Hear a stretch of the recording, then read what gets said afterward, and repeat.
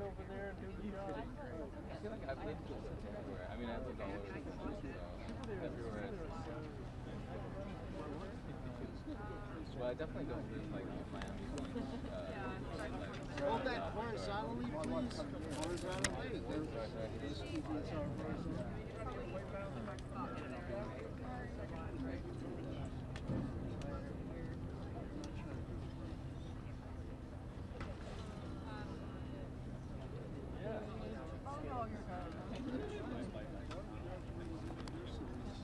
Are you good? Are you good?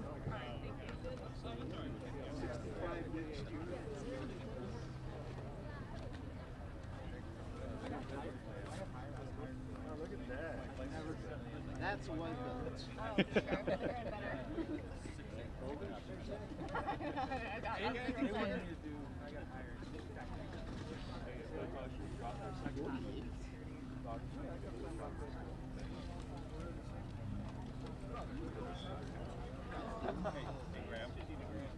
Everybody got it? Thank you. Yeah, real men shoot preset. Hey, morning. What's going on? John, you're okay? Now you're in second row. We're staying original spot right here. Okay, cool. Well, I'm going to stay where she's in. I got you.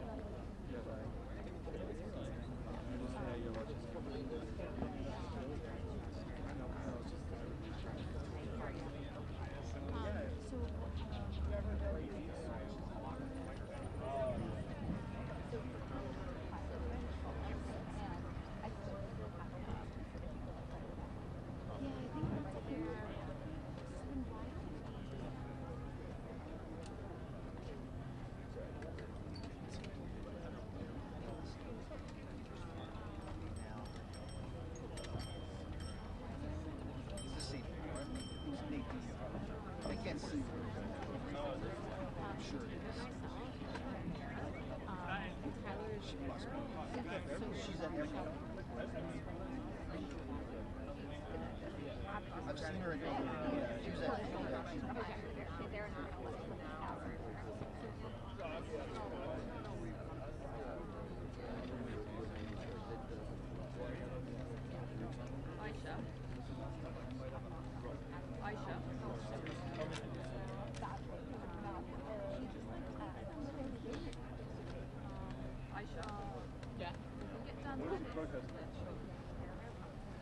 Just tell Shan I'm gonna get into her lab. Oh my camera.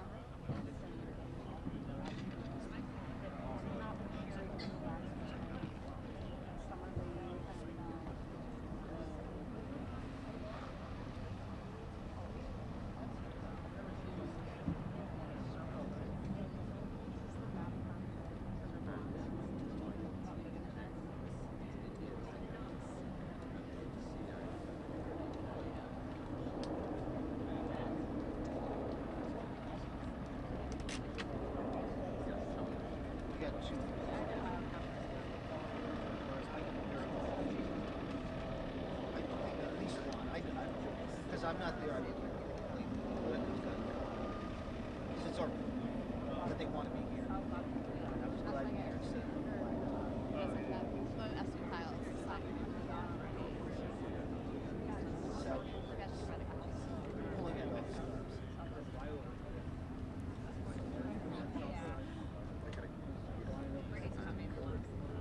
yes, that's great, thank you. And I'll be in touch in the next 5 minutes. well, let's all get the same shot.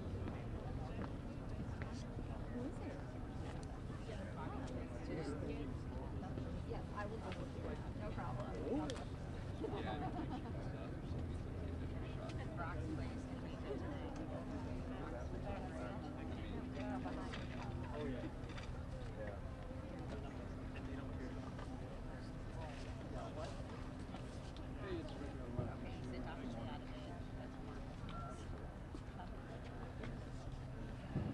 Testing 1, 2, testing 1, 2. I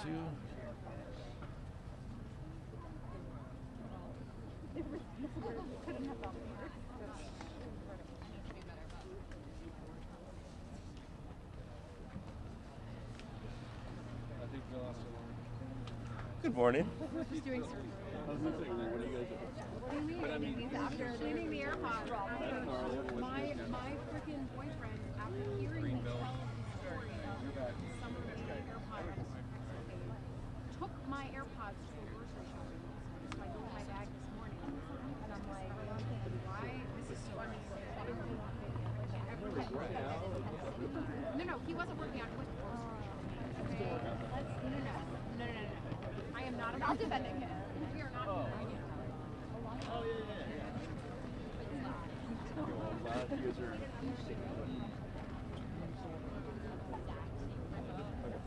I think just stepping away is just so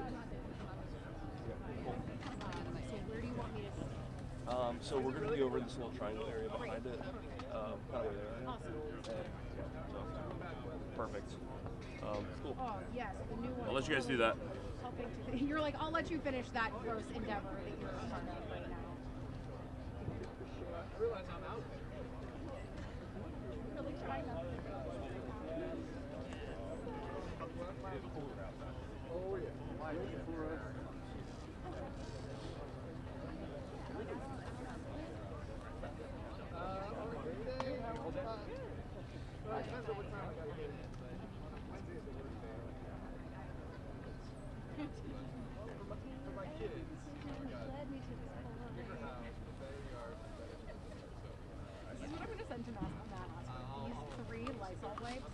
And just show him that this is what the crime shows. But I'm compensated. The answer, I just want to be clear, is no. No, I know, and I think that's the one that I wanted to stop. The point I didn't stop with if people don't have anything. People don't have things. Also, like the idea that none of these other correspondents, the idea that none of them.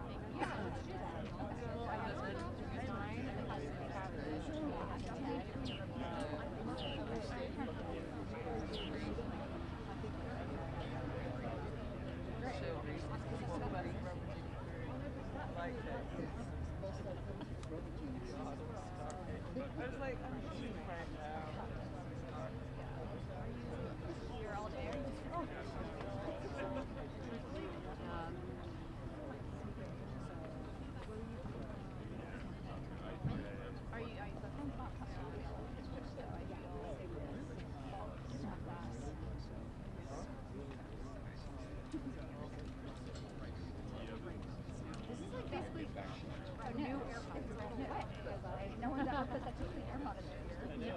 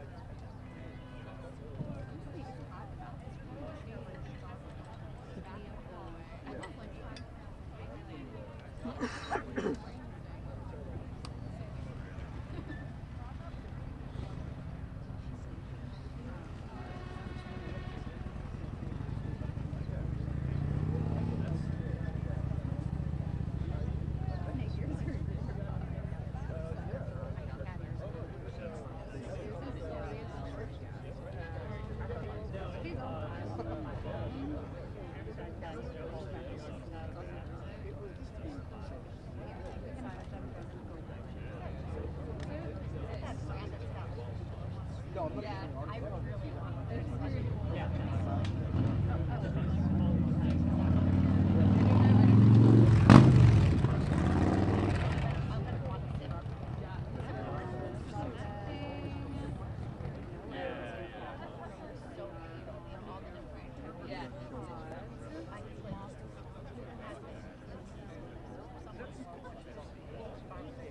can say it out loud, John.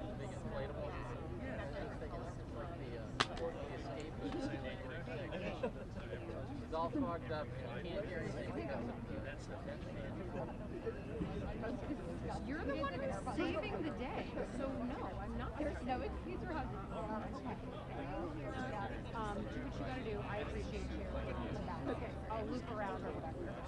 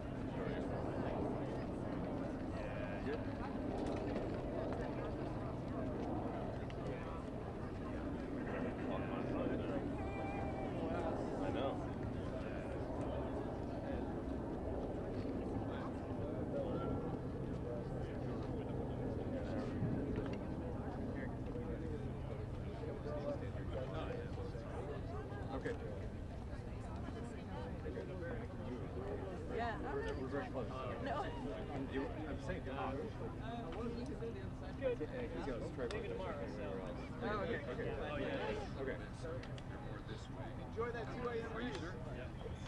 On at 8 their time. You realize you're in their time. I know. Yes. It's a worldwide sport. Time doesn't matter.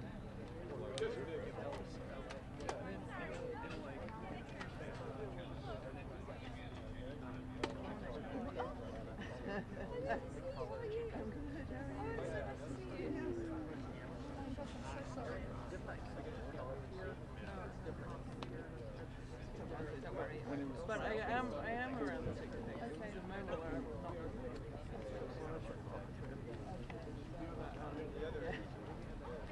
That's always funny.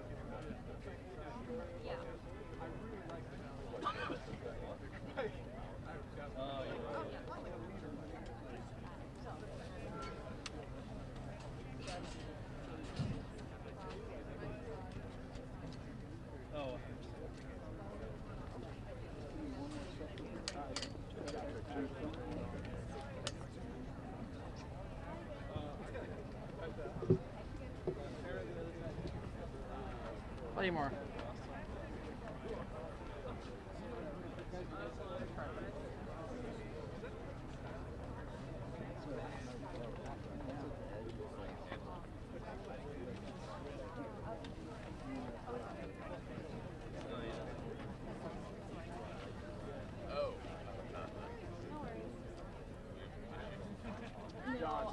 Rebecca.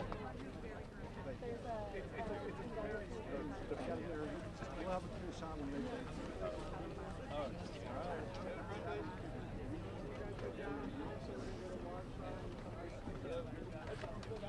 Bill.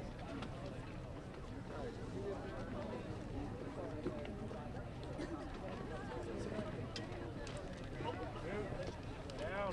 Why are we in the middle? You guys gotta get down at some point anyway. You're not gonna be able to stand there.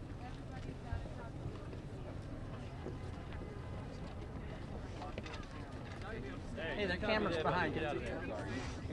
Gee, I would have never thought of it.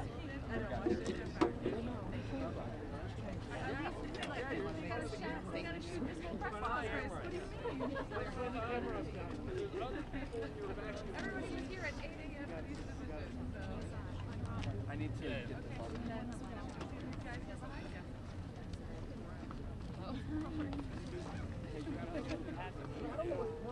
You're gonna move. Hey, gallery? Put it all the way down.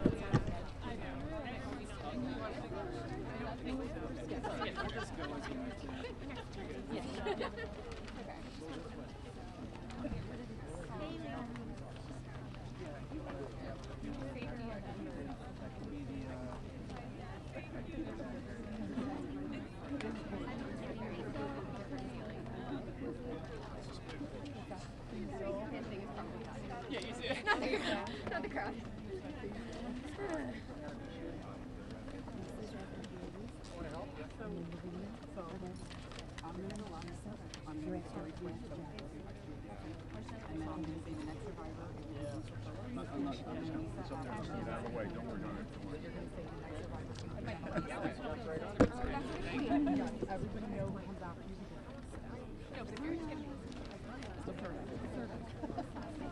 You don't even have to say that. You don't have to say Marina if you want people. She's only Marina.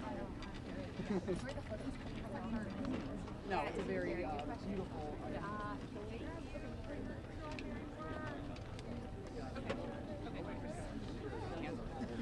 I know. I left my thank you. Pardon me. Not for you. In front of you. I can't wait till I love you so much. I couldn't read off my phone because mom was so small. No, that's exactly the same. How are y'all? Good. Ready to meet you. Hi, how are you? Can I hug you? Thank you so much for all that you're doing. Thank you for everything you've been doing. I appreciate it. Hi. Do you want to speak or do you want to? It's up to you. Just what is it? Gabby has 2 minutes. Yeah, good. Yeah, good, that'd good, be great. okay, I appreciate great. it, Rose. Thank you. Thomas? Let her go before me. Whatever order, Whatever. guys. Okay. No. Okay. Yeah. She's gotten in enough trouble. I've been looking forward to you, girlfriend. Are we ready? Yeah. Great to see you all. Good morning. Starting, guys. Today is the first day of real reckoning for the Epstein class. We're here to stand with forgotten and abandoned Americans against an Epstein class that had no regard for the rules or the laws. Look, this is one of the most horrific and disgusting corruption scandals in our country's history. You had Jeffrey Epstein, who literally set up an island of rape, a rape island. And you had rich and powerful men, some of the richest people in the world, who thought that they could hang out with bankers buy off politicians and abuse and rape America's girls with no consequence. Because survivors spoke up, because of their courage, the truth is finally going to come out. And when it comes out, this country is really going to have a moral reckoning. How did we allow this to happen? There should be no buildings named after people in this Epstein class. There should be no scholarships named after them. They shouldn't be enjoying the perks of being affiliated with corporations or universities or writing op-eds or being lionized. And many of the survivors will tell you some of these people still are celebrated in our society. That's disgusting. There needs to be accountability. I want to recognize first and foremost the survivors. They are the ones who made today possible. Many of you had forgotten about this issue, and frankly, for decades we have not done enough about this issue, and it's only because of their advocacy, them coming here to the Capitol. They showed up here time and again, and on September 3rd, that the country started to pay attention.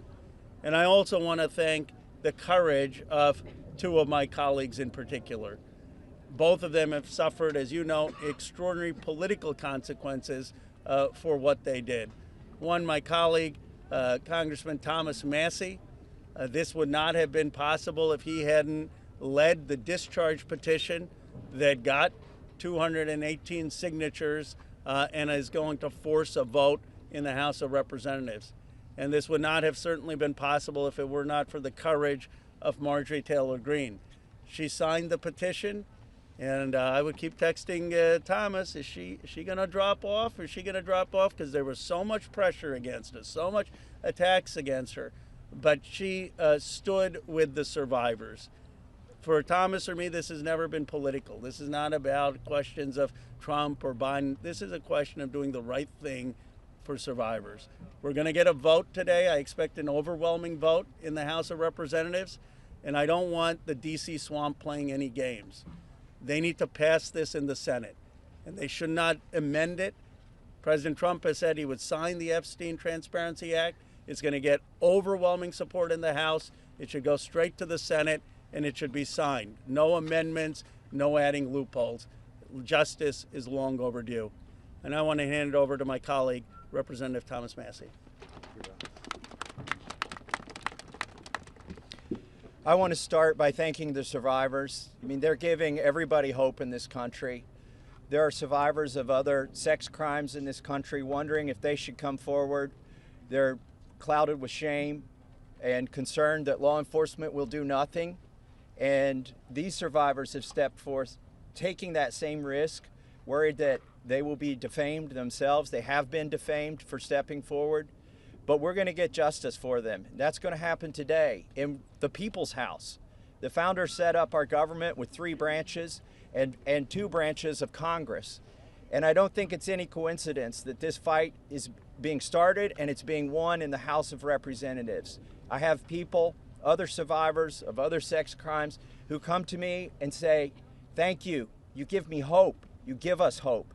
There is hope here. We fought the president, the attorney general, the FBI director, the Speaker of the House, and the vice president to get this win.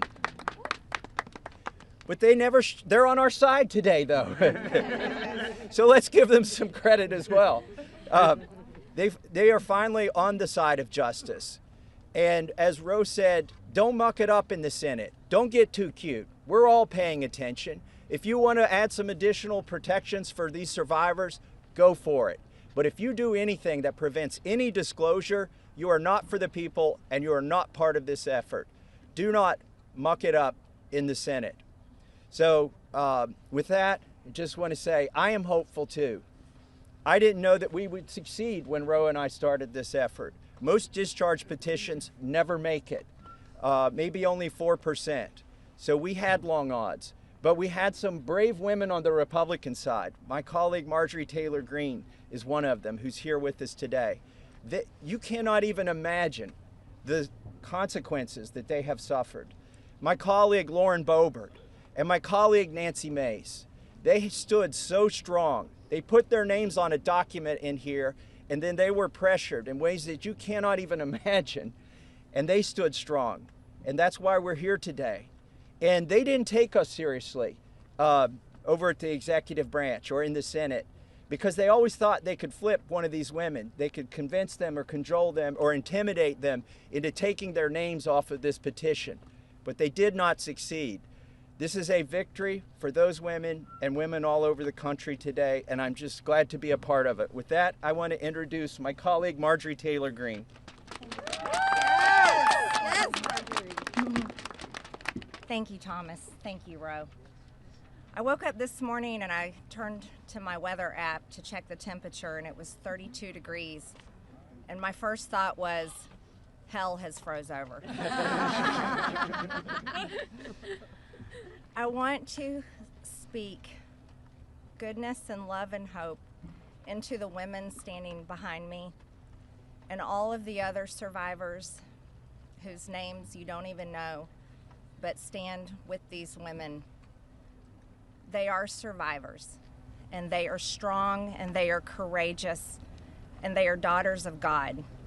They are not victims. These women have fought the most horrific fight that no woman should have to fight, and they did it by banding together and never giving up. And that's what we did by fighting so hard against the most powerful people in the world, even the President of the United States, in order to make this vote happen today. I was called a traitor by a man that I fought for 6 years for. And I gave him my loyalty for free. I won my first election without his endorsement, beating 8 men in a primary. And I've never owed him anything, but I fought for him for the policies and for America first. And he called me a traitor for standing with these women and refusing to take my name off the discharge petition. Let me tell you what a traitor is. A traitor is an American that serves foreign countries and themselves. A patriot is an American that serves the United States of America and Americans like the women standing behind me. And I want to tell you that this only became possible today because the American people, whom we serve as representatives here in Congress, demanded that this vote happen, and they put more pressure on every single elected politician in this city than has ever been put on them. And today you are going to see probably a unanimous vote in the House to release the Epstein files, but the real fight will happen after that. While I want to see every single name released so that these women don't have to live in fear and intimidation, which is something I've had a small taste of in just the past few days, just a small taste. They've been living it for years. But the real test will be, will the Department of Justice release the files? Or will it all remain tied up in investigations? Will the CIA release the files? Will a judge in New York release the information? That's information that needs to come out. And will the list of names that these women privately hold, and they hold it because of their fear in their heart of what would happen to them if they release it on their own, will that list of names come out? That's the real test. So I want to thank Thomas Massey and Ro Khanna for your bravery in doing something that is much needed in America, crossing the political aisle that has become bigger than the Grand Canyon in America. But these men crossed that aisle on behalf of these women. And that is more of what is needed today in America than ever in our history. So thank you so much.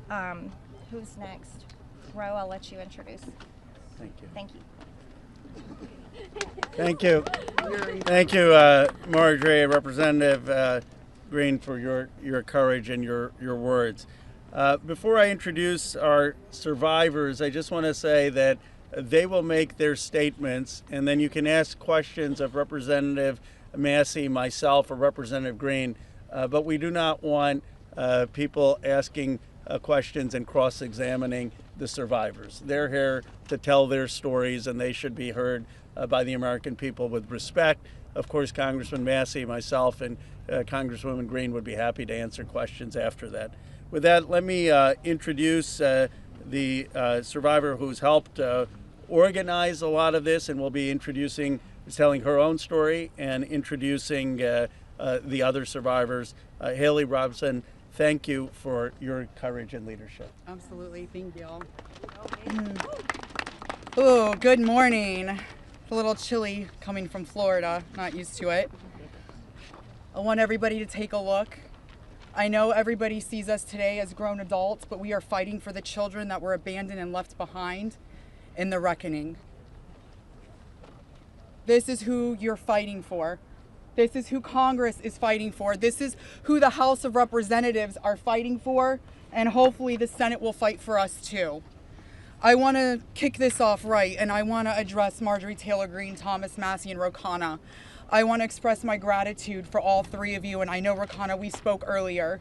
This is an incredible thing that I'm watching as a Republican, and this is non-political, but for you to go against your own party and to be ostracized, there's no place for political violence, there's no place for intimidation, and I can say firsthand, stepping out against Epstein and his crimes against children, we have all experienced that ourselves.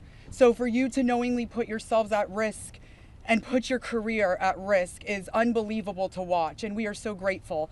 I also want to make a proposition for Marjorie Taylor Greene, because you've been an advocate for this. If you decide to read those names on the House floor for immunity, I will be more than happy, no security needed. I will stand beside you. I will hold your hand. I will hold your coat in solidarity with you. And on top of that, I did talk to Jayapal, who said she would be more than happy to read those names too on the floor with all of us. It's time that we put the political agendas and party affiliations to the side. This is a human issue. This is about children. There is no place in society for exploitation, sexual crimes, or exploitation of women in society. There's no room for it, guys. We're not having it. And to the President of the United States of America, who is not here today, I want to send a clear message to you. While I do understand that your position has changed on the Epstein files, and I'm grateful that you have pledged to sign this bill, I can't help to be skeptical of what the agenda is. So, with that being said, I want to relay this message to you. I am traumatized. I am not stupid. I am traumatized. I am not stupid. You have put us through so much stress, the lockdowns, the halt of these procedures that were supposed to have happened 50 days ago. The Adelita Grijalva, who waited to get sworn in, and then get upset when your own party goes against you because what is being done is wrong. It's not right. For your own self-serving purposes, this is America. This is land of the free. Land of the free. In 1863, we have a woman on top of the Capitol building, represent freedom. I do not feel free today. I don't know if the women behind me feel free today. So I am begging every member of Congress, every representative, to step up and choose the chaos, choose the survivors, choose the children, protect the children, all children. You protect all of us equally. Thank you very much for your time. Following that, Lisa Phillips will be the next survivor.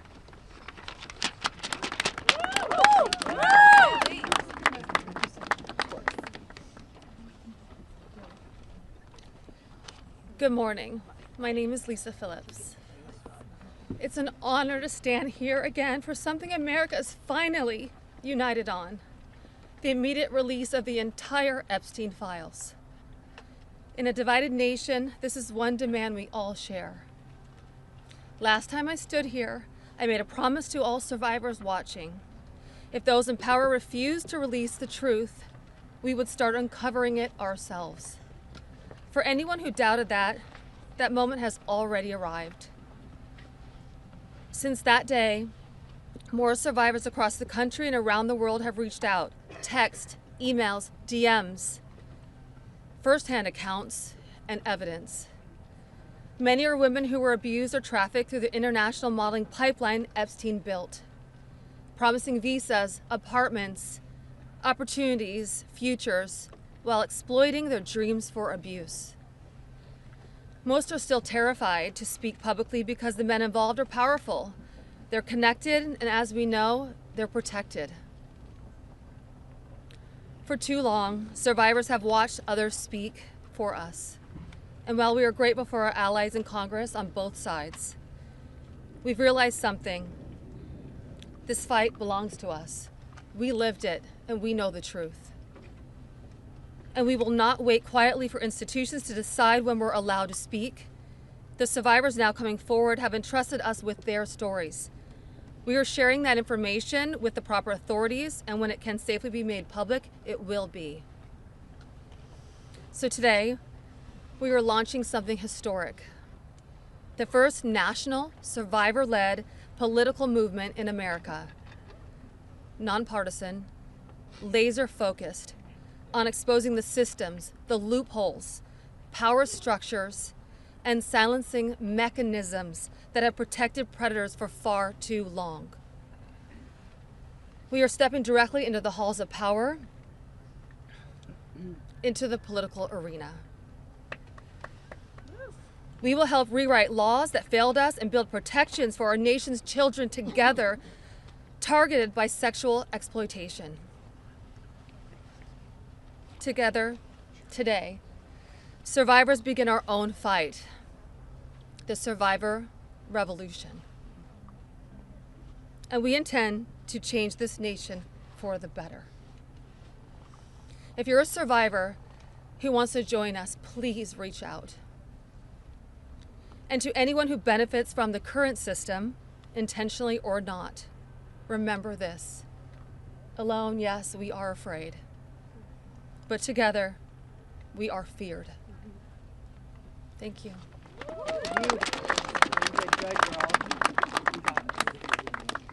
Hello everybody, I am Jenna Lisa Jones, and just as Haley, I would just like to give a little reminder that this was me at 14 years old. I was a child. I was in 9th grade. I was hopeful for life and what the future had held for me. He stole a lot from me at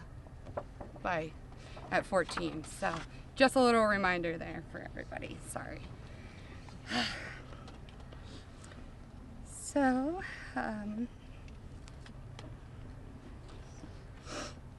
I just want to start out by saying thank you for all of you for being here today. I want to start by expressing my deepest gratitude to the members of Congress who have stood with us, the survivors, in demanding the transparency and justice. Your support is a signal that this institution can still serve the American people.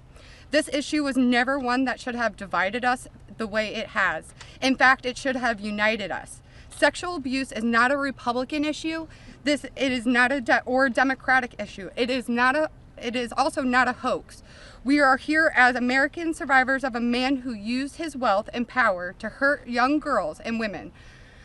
The world should see the files to know who Jeffrey Epstein was and how the system catered to him and failed us. Emotionally, this process has been distressing. First, the administration said it would release everything and applauded President Trump for that. Then it fought to release nothing. Now that checks and balances of our democracy have worked and the bill is getting passed to release the files, we are hearing the administration say they intend to investigate various Democrats who were friends with Epstein. I beg you, President Trump, please stop making this political. It is not about you, President Trump. You are our president. Please start acting like it. Show some class. Show some real leadership. Show that you actually care about the people other than yourself.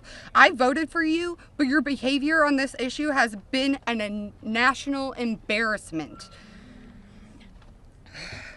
It is time to take the honest moral ground and support the release of these files, not to weaponize pieces of the files against random political enemies that did nothing wrong, but to understand who Epstein's friends were, who covered for him, what financial institutions allowed his trafficking to continue, who knew what he was doing but was too much of a coward to do anything about it. Jeffrey Epstein and Ghislaine Maxwell were able to recruit and abuse young girls and women. Then the country will learn nothing, and has horrible history will repeat itself if we do not do something about this. Thank you to the brave congressmen and women who have stood by us and recognized our side is the American side, and we should all be proud once again to be Americans. I want to just extend my thank you so much to all three of you, very, very much. The first time we were here, listening to the, people yell shame at you, and when she was here in support of us, really hit home and spoke some volumes, and I just very much appreciative of your support, and we stand by you. Don't let any of them bully you. We're here for you. Thank you, guys.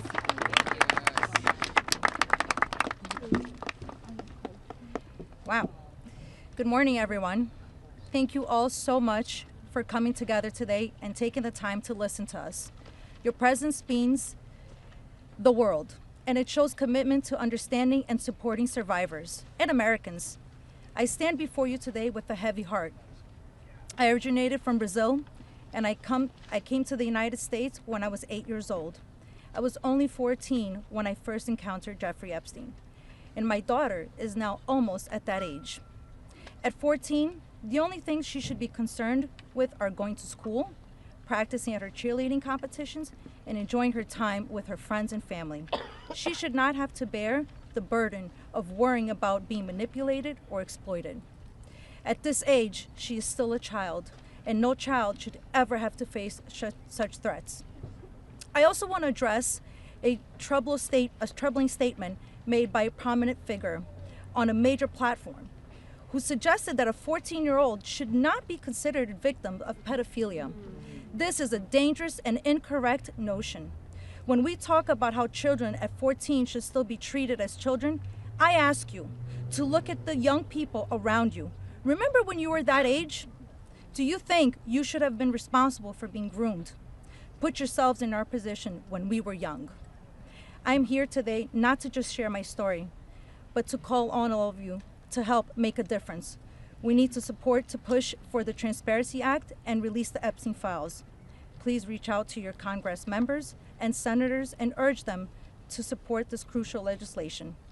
The truth is something that we all deserve, and it is vital for safety and protection of the future of generations. Think about all the young people in your life, your daughters, your nieces, your friends. Let's stand together and ensure that they grow up in a world where they are safe and valued. I often wondered, why did this happen to me? And then I realized, God only gives you what you can handle. I'm here for a purpose, and that purpose is to make a difference today. So, let's stand together to protect our children and our peace. Thank you. Yes.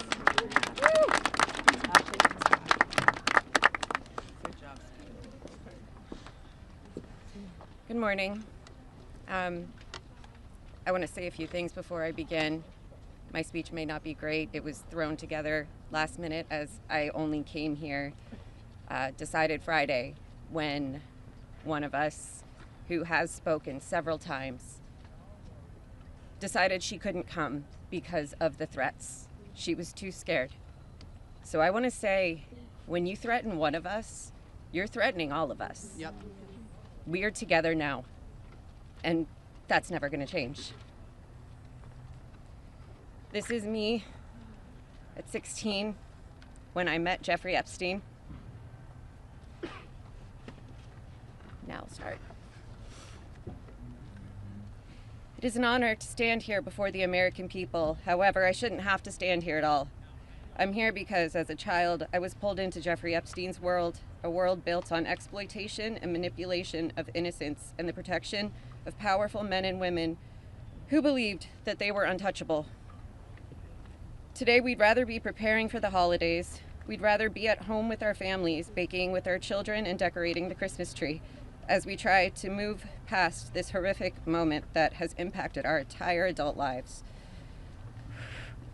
However, that's not possible because it's become something it should have never been, political and sensationalized. The truth is simple. We were victimized as children and failed repeatedly by the very system that was supposed to protect us. That's why we stand here today, to demand justice and accountability, not just for Epstein and his crimes, but for every predator and every enabler who participates in or protects abusers. The Epstein case was gravely mishandled consistently and deliberately over many years. Epstein could have been stopped decades ago, but instead he was able to continue his abuse, even during his sweetheart deal, yes, with his ankle monitor on and beyond. A deal that protected him and silenced us. While I was a child fighting to survive what happened to us, federal prosecutors were negotiating ways to shield powerful adults. And the failures didn't stop there. Our civil cases were met with hostile judges and delay tactics, intimidation, and PR campaigns designed to smear us in the public eye. We were treated as problems to be managed instead of victims to be protected.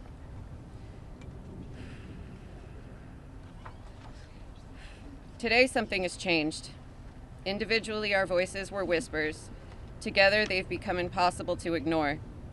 We are encouraged to see elected officials from both parties, thank you, come together and finally take action to release the files. I'll leave it there. Thank you. Good job. Good morning. My name is Wendy, and I'm standing here today with a truth that still scares me to say out loud. I'm gonna put this down because I can't hold both, as you guys saw, but that was me when I was 14 when I met Jeffrey Epstein. None of us here signed up for this political warfare. We never asked to be dragged into battles between people who never protected us in the first place. We are exhausted from surviving the trauma and then surviving the politics that swirl around it. When survivors travel to speak, to advocate, to stand for the truth, we do it with our own money, from our own pockets, carrying our own fear, shaking in our own bodies. There is no team, there is no paycheck. It's just us hoping our voices make a difference. And it puts a pit right in your stomach because you know you're standing on the right side of history. Yes. But standing on the right side of history is not a comfortable place to be. Yep. It never has been. And in a sick, heartbreaking way, it's an honor to show up, an honor to speak here, and an honor to stand in light when the world tried to keep us in the dark. And what keeps me standing is, even with all this fear, I have a 14-year-old daughter myself, the same age I was. And when I look at her, I see the little girl I used to be, the one that no one protected. My greatest fear in this entire world is history repeating itself. And I will do anything, absolutely anything, to make sure that she has to never be one of these girls standing in front of a crowd like this today in her life.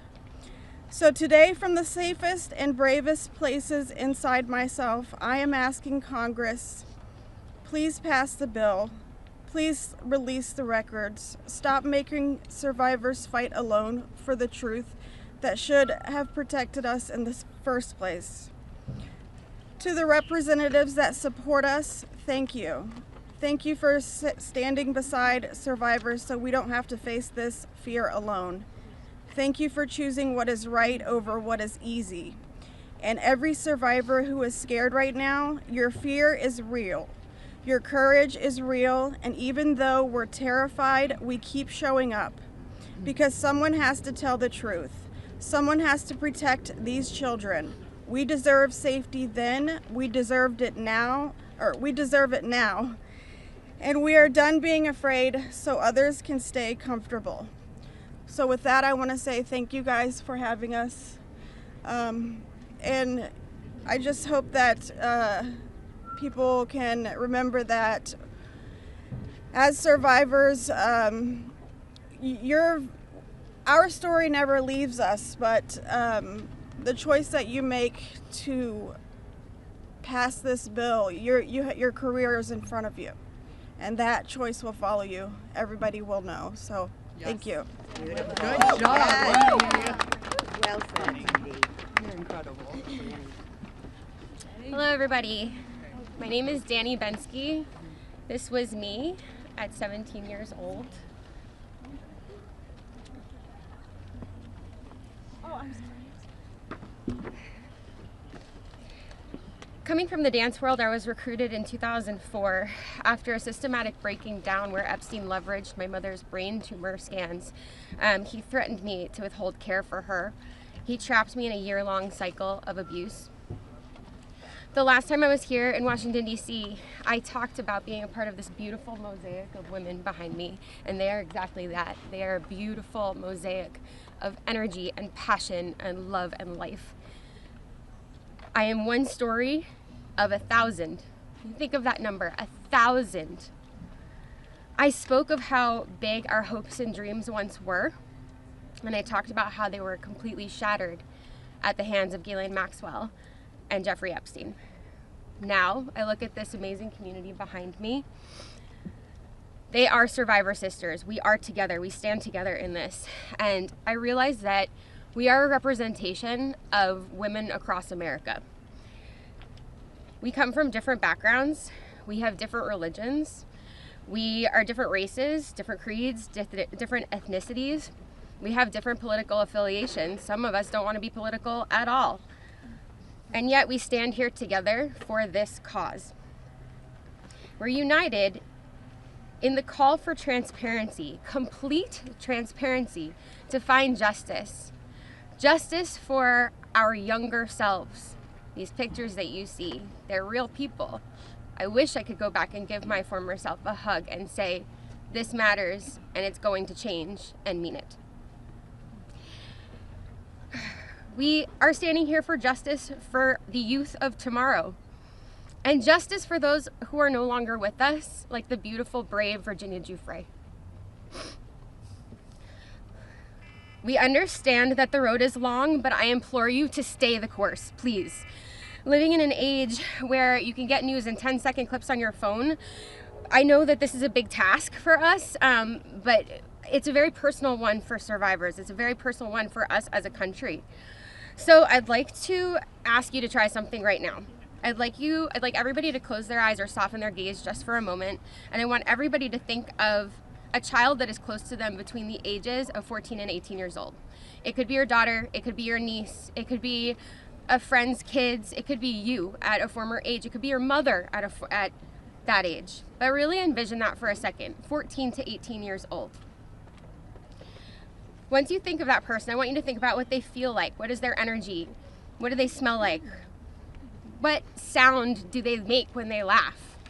Really think about that child, just for a moment. Now I want you to picture a pair of giant looming wooden doors and an overbearing marble landing. Those are the doors to Jeffrey Epstein's house. Do you allow that child to enter or not? If the answer is yes, you would allow entrance. You stand with predators. If the answer is no, then congratulations, you're on the right side of justice. Now you have homework. I am calling for the American people. You have homework. Call your congressional leaders. Call your senators. Please support this bill. Let's get it all released. Thank you very much.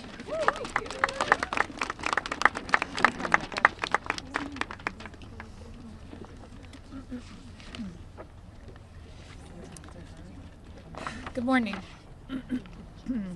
My name is Annie Farmer, and this is a photo of me and my sister Maria Farmer. Around the time I was 16 and she was 25. That's how old we were when we were abused by Epstein and Maxwell. Survivors have repeatedly stated that our pursuit of transparency and justice is a nonpartisan issue. But given the political noise surrounding this case, I just want to remind people of some of the facts. In 1996, when my sister Maria bravely blew the whistle on this group by reporting to the FBI what Epstein and Maxwell did to both of us, they hung up on the phone on her, and there was no follow-up of any kind. Bill Clinton was president. In 2006, the FBI came to us, finally interviewed us, and asked us both to be witnesses against Epstein. We were very anxious, but we agreed. And then we didn't hear back from them due to their infamous sweetheart deal. George W. Bush was president. In 2015, when the DOJ was sent FOIA requests for Maria's FBI files, and they were denied, as they have been many times, Barack Obama was president. In 2019, when Epstein died in prison due to either negligence or foul play, Donald Trump was president.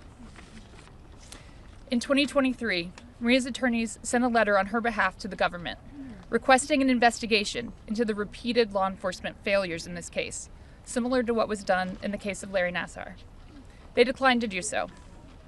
Consequently, my sister filed notice that she would be suing the government for failing to uphold its legal, ethical, and moral duties in this case.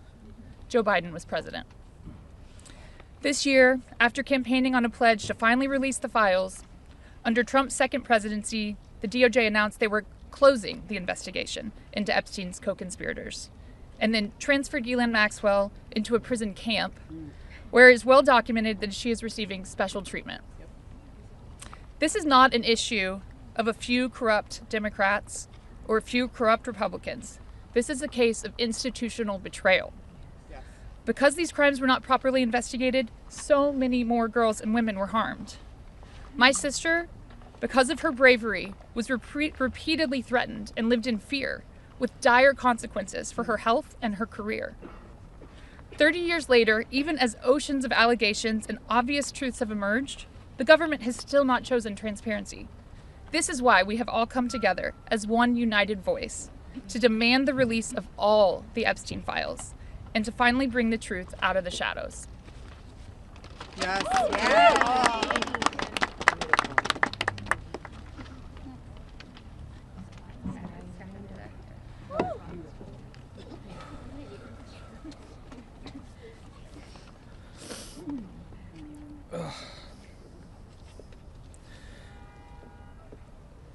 Ladies and gentlemen, esteemed members of Congress, and everyone gathered here today, I want to start by thanking the three of you.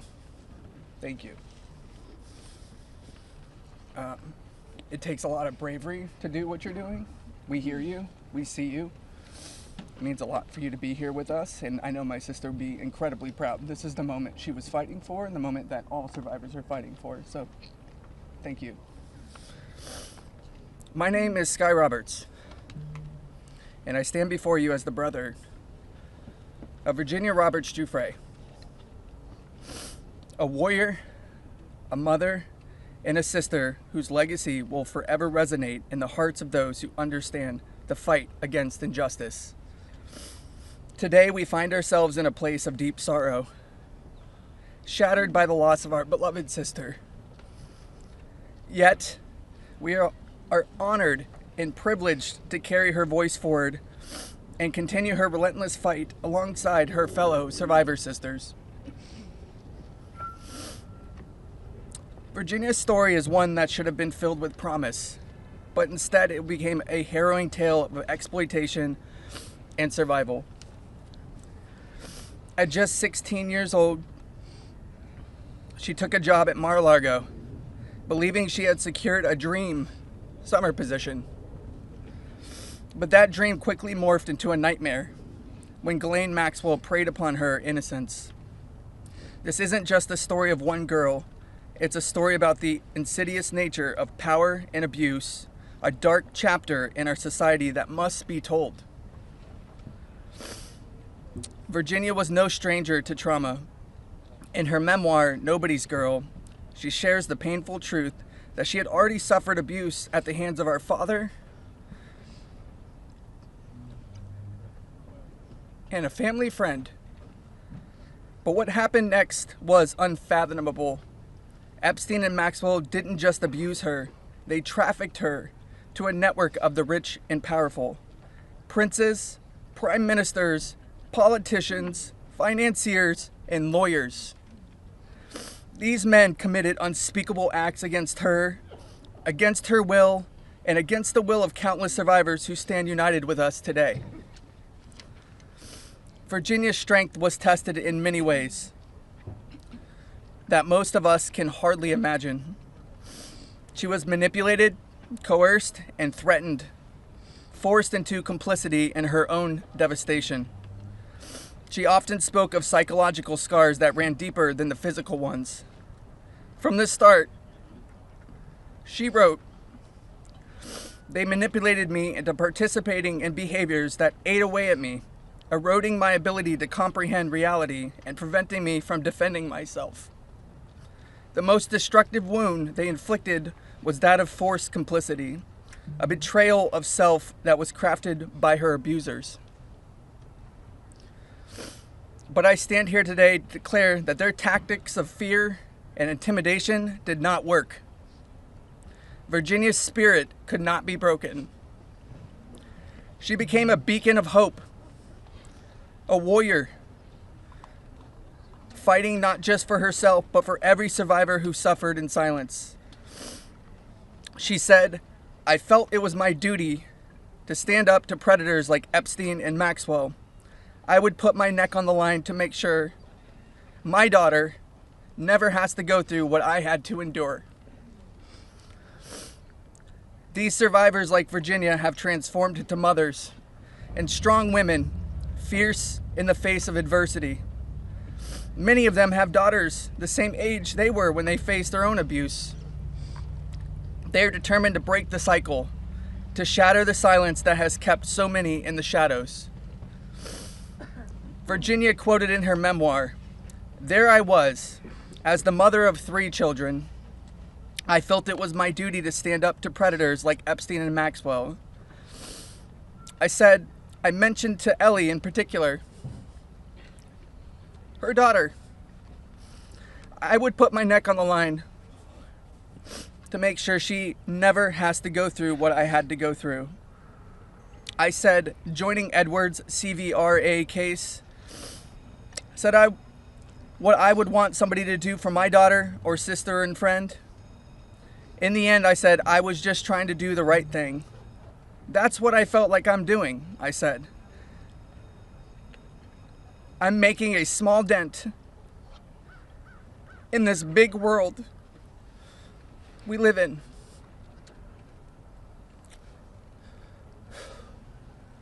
Well, sissy,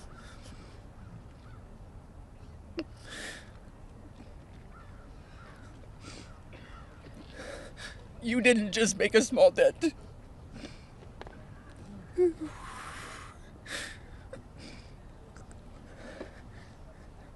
You made a monumental impact, a resounding statement that echoed across the world. You built an unbreakable wall, a barrier that will protect future generations from the horrors of abuse. As we gather here today, I urge each of you, members of Congress, advocates, and all those who hear this message to join us in this fight. We demand justice, accountability, and support for survivors. And we keep getting asked this. What does justice mean, you ask? It starts with acknowledgement. That's the first step. Acknowledge in the face of survivors that this happened and that this is true. Your vote carries that weight. My sister is not a political tool for you to use. These survivors are not political tools for you to use. These are real stories, real trauma, and it's time for you to stop just talking about it and act. Vote yes. Yes.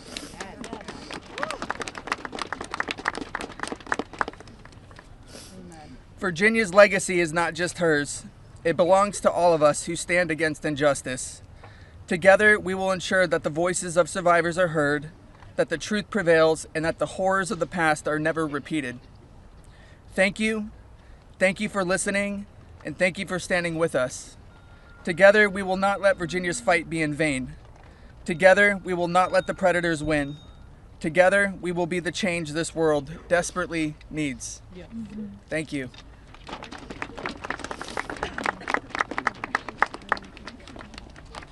So beautiful.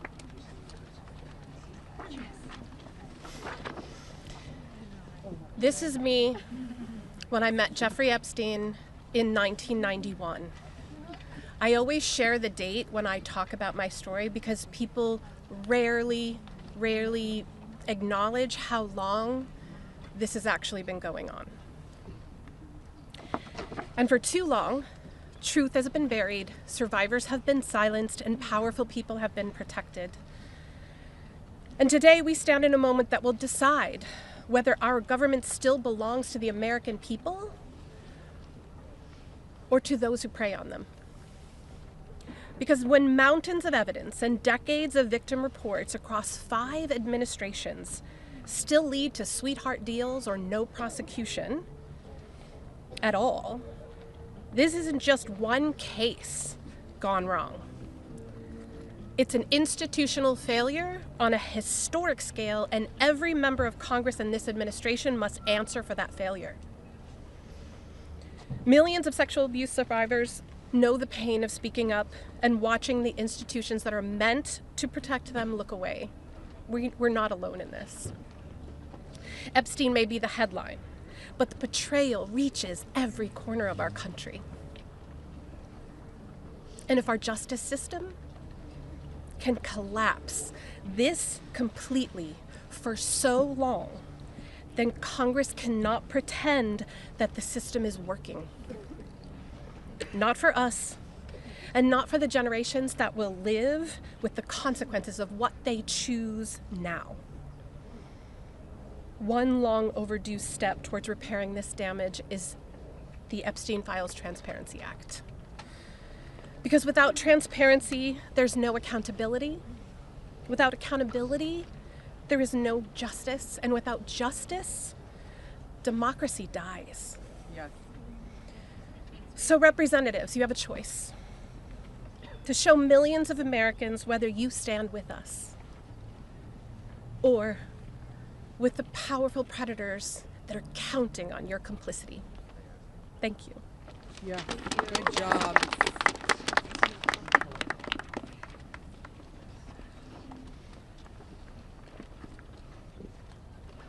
Good morning. This is me. This was me. My name is Charlene Rochard, and I stand before you today not as a victim of rumor or conspiracy, but as a survivor of Jeffrey Epstein's abuse.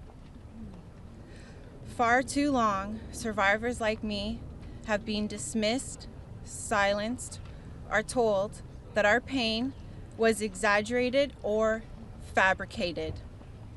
Let me be clear. This is not a hoax. Yes, it's not. What we endured was real, and it has scarred lives across 5 presidential administrations. The truth has been buried in sealed files and hidden records for far too long. The Epstein Files Transparency Act is not just about survivors. It's about America itself. How can we keep America great if the principles the nation was founded on, that power belongs to the people, is not protected? No one, no matter how wealthy and well-connected, stands above the law. If we cannot face the truth, then we betray the very ideals that defines us as a country. By passing this act, Congress has the chance to prove that truth matters more than privilege. Yes. That justice matters more than influence. And that America has the courage to confront even the most uncomfortable realities. This is not just about survivors. It's about every American who believes in accountability, fairness, and the promise of justice. I stand here today not only for myself, but for every survivor of Jeffrey Epstein's abuse who has carried this burden in silence, and for every citizen who believes that justice delayed is justice denied. Yeah. I want to thank Representatives Ro Khanna and Thomas Massey for standing with us. Thank you. And I especially want to thank Representative Marjorie Taylor Greene. Her unwavering support, her courage to stand with us and demand transparency gives us strength. Thank you. It shows that this fight for accountability is bigger than politics. It's about humanity, justice, and truth. This is about America's future. It's about whether we, the people, will be heard when we have the courage to stand for truth and justice. Our voices are real. Our pain is real. And our demand for justice will not be silenced. Thank you. Amen. Yes. Girl, Charlene. Hello. Good for you, girl. You did amazing. My name is Laura Bloom McGee. This is my first time speaking publicly about my abuse. As a young woman in New York City, I was pursuing a modeling career and building a life of giving back through my philanthropic work. Instead, I was intentionally groomed and became part of an international model sex trafficking ring that was led by Jeffrey Epstein. I was sexually and mentally abused by Jeffrey Epstein. He used my dreams and vulnerabilities to silence me. Today, I am here to break that silence. Sex trafficking and sexual abuse are crimes against human beings, not political talking points. For too long, Epstein's abuse was an open secret, with his network remained protected.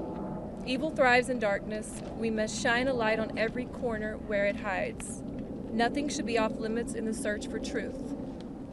Please vote that everything in the files be released. Let investigations proceed without obstruction. Demand oversight and deliver justice. The government must never side with predators. I come as one survivor, but I stand here for everyone who prayed for me, who believed in me, and who hoped for me. To my fellow survivors, your courage brought me here. We are more than victims. We are mothers, daughters, sisters, friends. This is not a hoax, and we will not be erased. Shame on any elected official who obstructs truth and justice for the American people. Thank you. Amen, Laura. Yeah, girl.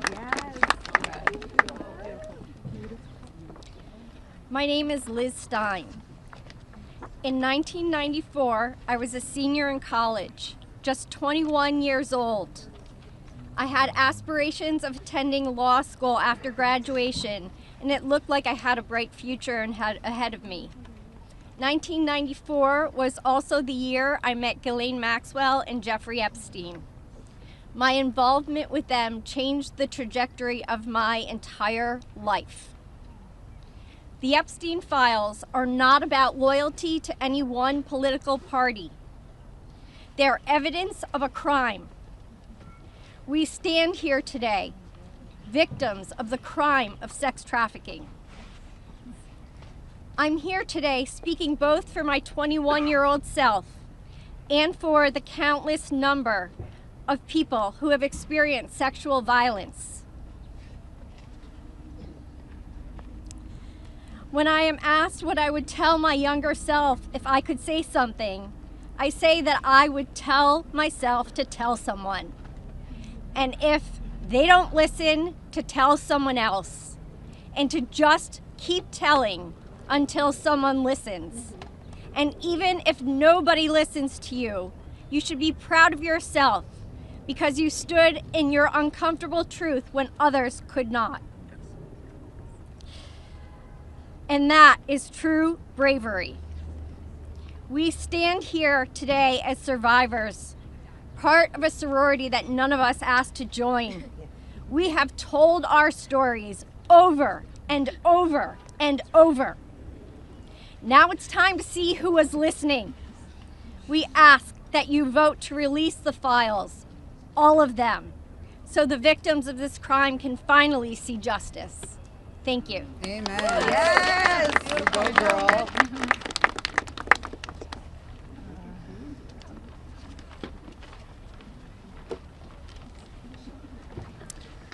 Well, hello, everyone, and I want to first say thank you for your ongoing leadership.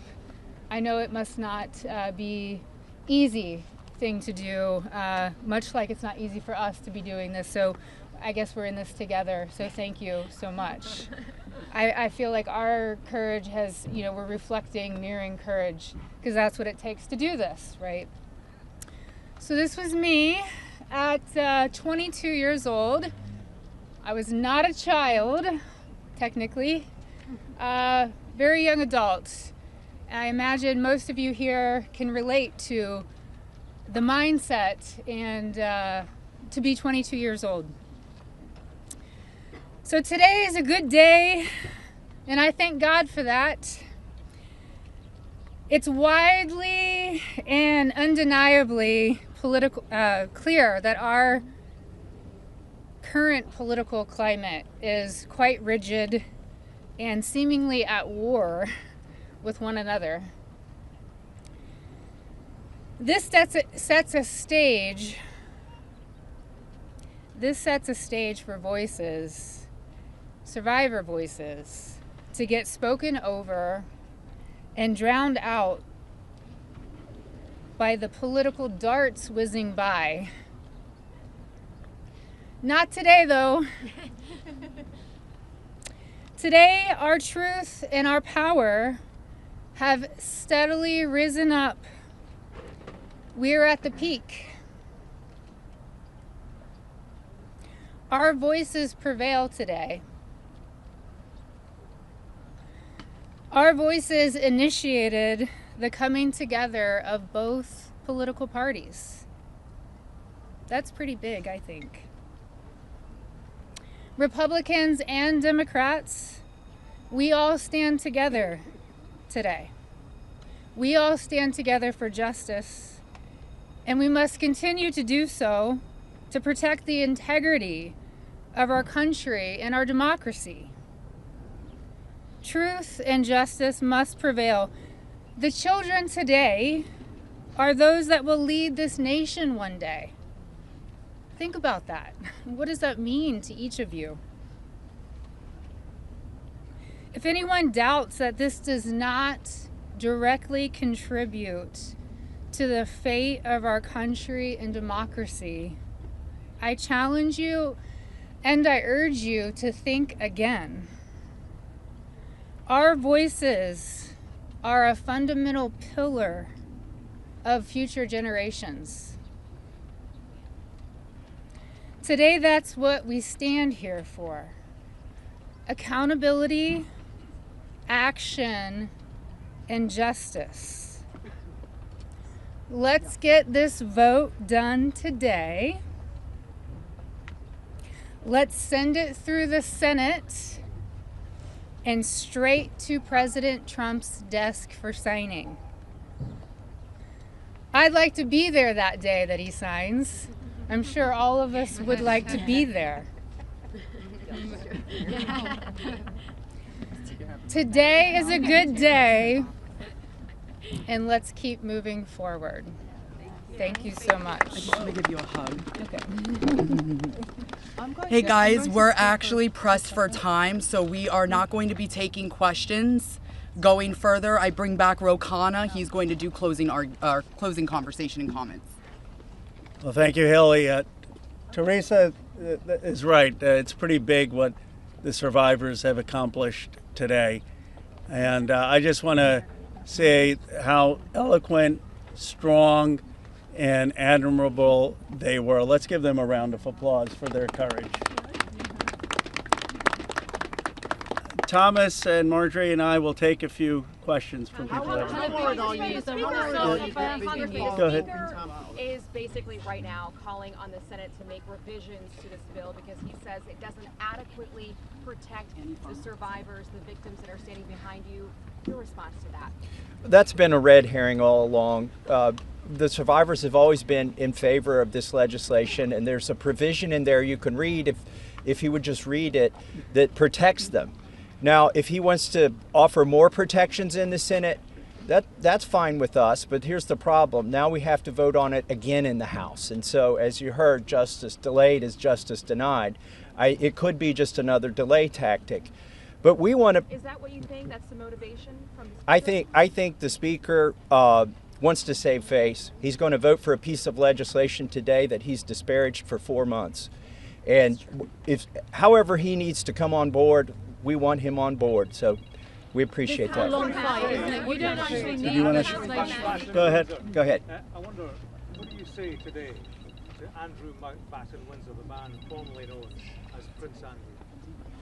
Well, you know, there's becoming a reckoning in Britain that needs to happen in the United States. A prince lost his title. The ambassador to the United States lost his job. We need to see those same kind of consequences here. As my colleague Rose said, there shouldn't be buildings named after these perpetrators of these heinous crimes. There shouldn't be scholarships named after them. And there needs to be accounting. We've seen tens of thousands of pages released by the Oversight Committee. What we've not seen is a single name. So I implore you to look and see if we have true justice and transparency in here. And the survivors will know when that has happened. And I do think that Prince Andrew does need to come and testify at our Oversight Committee, and that can be bipartisan. But I share Thomas's view that the urgency that the British people have shown in getting justice needs to inspire an urgency here in America. You don't need legislation.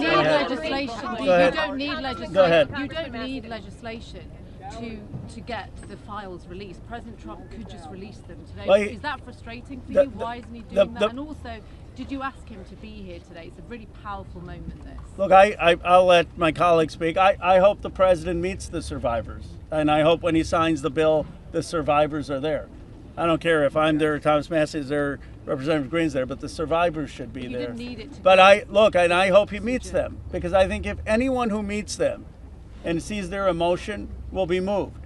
And my goal is to get justice here. So I hope he will meet them and really hear what's happened and actually take action. But the broader point is, yes, the president could order the Justice Department to release the files, but what in a constitutional democracy, what we're supposed to have is Congress says that the files should be released, and then it's not on the whim of any president. Then the Justice Department is compelled to release those files because that's the law of the land. Let's just take it. Yeah. Have you spoken to any Republicans in the Senate who are looking to, move this forward? So Senator Merkley is a Democrat. He's led the exact same legislation that Roe and I introduced in the House. One Republican co-sponsored his bill yesterday, and I have spoken to at least one more who says they will co-sponsor. The important thing about the Senate is that they need not to muck this bill up. There's a lot of attention on here. We've needlessly spent 4 months dragging this out. A duly elected representative, was denied her seat in Congress for 49 days, and it's time to pull the Band-Aid off. The Senate, it may be tempting for them to get cute and to do things that will limit the release of these documents. They are afraid that people will be embarrassed. Well, that's the whole point here. They need to be brought to justice, and embarrassment is no reason to stop it. So the Senate, John Thune, it's up to him. He needs to bring this to the floor of the Senate, and I think the vote today will show that in the House. And the president, look, the president has said he would sign the bill. You're going to get almost a unanimous vote here. So you have the president and a unanimous Congress believing that this protects the survivors and is calling for the release. There's no reason for the Senate now to, as Representative Massey puts it, muck around with it. They need to put it up, have a vote, have the president sign it. If there's any further protections, they can do that through the DOJ process. But what they should not do is delay a vote on a bill that the House is going to vote overwhelmingly for and that the president supports. On the release of these files, Congresswoman Greene, you raised the question of whether or not the Justice Department will actually release these files. Do you take the president at his word when he says he's going to sign this bill, and do you have confidence that these files will actually be released? I only take people's actions seriously, no longer words. And what do you think the president's actions? And I'll tell you, because I wasn't a Johnny come lately to the MAGA train. I was day one 2015, and there's a big difference in those Americans and those that decided to support President Trump later on. And I'll tell you right now, this has been one of the most destructive things to MAGA, is watching the man that we supported early on, 3 elections, for people that stood hours, slept in their cars to go to rallies, have fought for truth and transparency, and to hold what we consider a corrupt government accountable. Watching this actually turn into a fight has ripped MAGA apart. And the only thing that will speak to the powerful, courageous women behind me is when action is actually taken to release these files, and the American people won't tolerate any other bullshit. That's where we are today. Thank you. Go ahead. 2 more questions and then we're around all day. Is this a watershed? How would you sum up today in terms of your battle to get to the truth? I would say that these survivors have been fighting for decades, and they finally are being heard by the American people, and we're finally going to have a reckoning for this Epstein class that has gotten away with horrific things. Look, I grew up in Bucks County, Pennsylvania. People went to church, they played Little League, they went to their neighbors for barbecue. They didn't go to a rape island and abuse young girls or traffic young girls. And people with extreme wealth have thought that the laws don't apply to them, and their culture is totally out of touch with the values that built America. And finally, we're going to have a reckoning over it. How worried are you that We'll take the lady here. Let me ask you this. You said you wanted this to go straight to the Senate. What message does it send to the survivors behind you if the Senate doesn't act quickly to move this bill forward? Well, they're not here. They're not going to answer questions, so I'll answer a question. I prefer, actually, it goes straight to the president. He can release these files without the Senate acting. Sometimes they take a long time to get things done. The House figured out a way to take 4 months to get this done. I think it's disrespectful to the survivors if they delay this. There's nothing more important than cleaning out the rot in this country. And this is rot, and it's not a partisan issue. And the senators need to get on this. Yes, the economy is important. Yes, international policy is important, but there's nothing more important than getting to this rot and cleaning it out. They should put it at the top of their agenda. As you know, there's a provision in the bill already that would allow the DOJ to not release certain information if it would jeopardize an active investigation. And the president just last week ordered his DOJ to conduct an investigation. What makes you think you would actually, if this bill passes, see these files, that the public would see them? There are 1,000 survivors. They can't open enough investigations to cover up everything that's in these files. And yes, it's true they can try to protect a few certain people or a few certain companies, but those investigations will eventually end. And in the meantime, there's not enough investigations to cover up 1,000 different crimes, 1,000 different rapes, 1,000 different sex trafficking instances. And this is not a moot point, even though they are doing that. And once this bill is signed into law, any career official at the DOJ or the FBI who does not comply with the law is at legal risk. It's no longer just up to the president. Look, we could have passed a simple resolution here in the House, and that would have been the end of it. Instead, we chose a very hard path, which is to get legislation, a law passed, which means it has to go to the House, the Senate, and be presented to the president. And that will have the force of law. They will be breaking the law if they do not release these files. Thank you very much. The president has fought so hard. Last question, and then release of these files. Why do you think he has fought so hard? If he could do it now, why hasn't he done it now? I believe he's trying to protect friends and donors. And by the way, these aren't necessarily Republicans. Once you get to $1 billion, you transcend parties. You just assume you can pay off whatever party is in charge of the White House, whatever party is in charge of the House of Representatives. And this is about those kinds of people. I think he's been trying to protect them. And I think it also incriminates our own government. This is a complete and total failure of the justice system, as the survivors have witnessed here today to us. It incriminates the FBI. It incriminates our intelligence agencies. It incriminates police departments in West Palm Beach. And that's what has been protected by this, either willfully or unknowingly, and it's time to end it. And I would agree with Representative Marjorie Taylor Greene that what matters now is just the action. I don't speculate on what politicians' motives are or what's in their heart. The point is the American people have spoken, Congress has spoken, release the files. It's time for justice. Thank you very much. Thank you. Thank you. Thank you.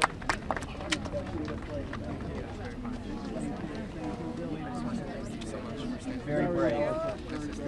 Incredible.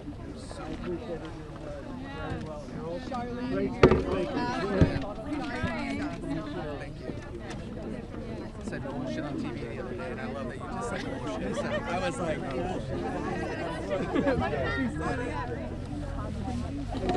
Ms. Taylor Greene? Ms. Taylor Greene, how is it to hear the victims today? Ms. Taylor Greene, how is it to hear the victims today?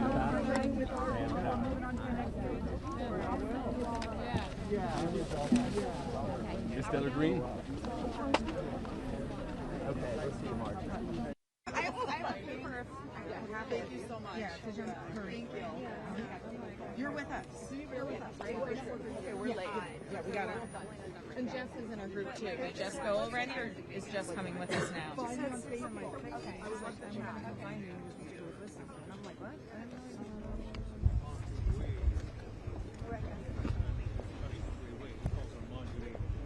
Traitor. Arm was like, oh, it's okay. Oops, I'm about to trip and fall. Representative Massey, how do you feel hearing victims today? Yeah, my business. Hey, get Thomas Massey. Massey, did you speak with him? We're just keeping this one. Yeah. What were you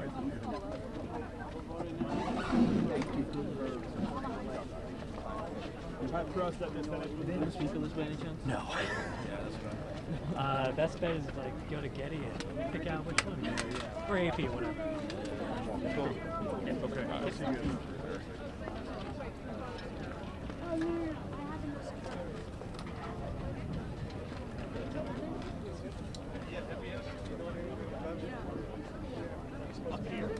That's hilarious. I heard it. Wait, they're gonna have NBS say anything against you? It's gonna be. That's a...